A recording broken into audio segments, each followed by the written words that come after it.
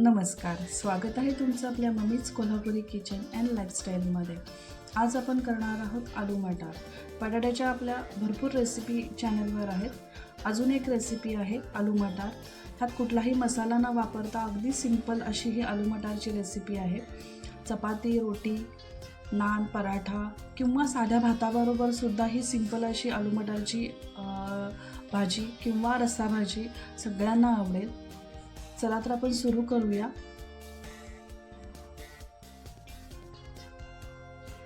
त्यासाठी आपल्याला 2 बटाटे लागतील। साली काढून त्याच्या मीडियम आकाराचे फोडी करून पाण्यात ठेवायचं आहे।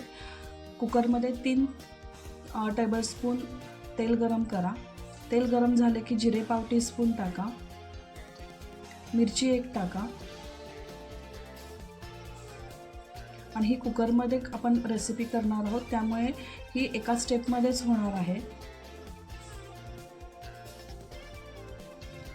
कांदा 1 बारीक कट करून टाका। व्यवस्थित कांदा भाजून घ्या। कांदा थोडा गुलाबी झाला की आपल्याला 1 टोमॅटो बारीक कट करून टाकायचा आहे।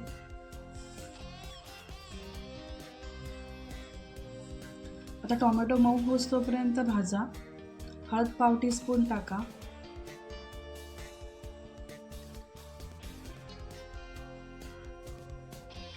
आता आपण जे कट करून ठेवलेले बटाटे आहेत ते टाकूयात।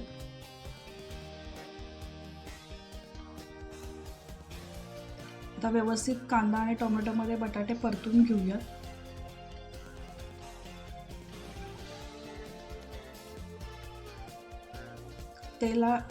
कांद्यात जरासं बटाटे मऊ होईस्तोपर्यंत 5 मिनिटं बटाटे झाकून ठेवूयात।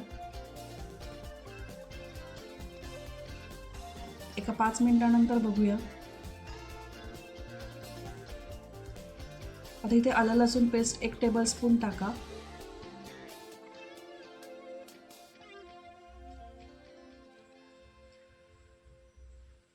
तिखट पावडर 1 टेबलस्पून आणि गरम मसाला 1 टीस्पून टाका। हा घरगुती गरम मसाला आहे।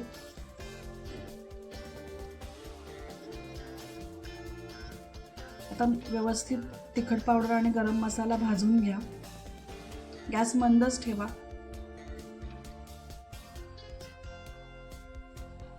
आता मटार 1 वाटी टाका। हे फ्रोझन मटार आहेत।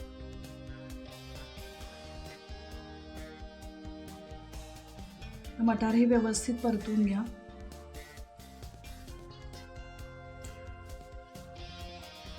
आता पाणी 1 ग्लास किंवा 1.5 ग्लास पाणी टाका, कारण आपण बटाटे थोडे शिजवून मऊ करून घेतलेलेच आहेत।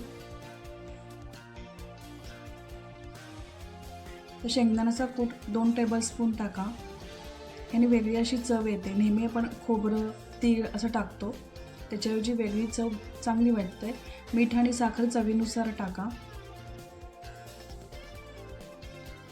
आता कुकरमध्ये मोठ्या गॅसवर 1 शिट्टी द्यायची आहे। तर कुकर गार झाल्यानंतर आपण बघूया। एका शिट्टीमध्येच हे आपली बटाटा शिजतो। छान असा कट आलेला आहे। फक्त आता ही रस्सा भाजी थोडीशी पातळ वाटतेय, म्हणून आपण बटाटे थोडे स्मॅश करून घ्यायचे आहेत। त्याच्यामुळे त्याला चवही छान येईल आणि असं पाणीदार होणार नाही। घट्टसर अशी आपली आलू मटारची रस्सा भाजी तयार होईल। कुठलाही मसाला न वापरता आणि बटाटेच कुस्करल्यामुळे त्याला चवही चांगली येते। वरून थोडीशी कोथिंबीर टाका आणि गरम गरम भात, चपाती, भाकरी बरोबर सर्व करा। जर तुम्हाला ही रेसिपी आवडली असेल तर लाईक करा, शेअर करा, कमेंट करा। जर चॅनलवर नवीन असाल तर सबस्क्राईब करायला विसरू नका। परत भेटूया अशाच नवीन आणि सिंपल रेसिपींसाठी। तोपर्यंत मस्त खा आणि मस्त राहा।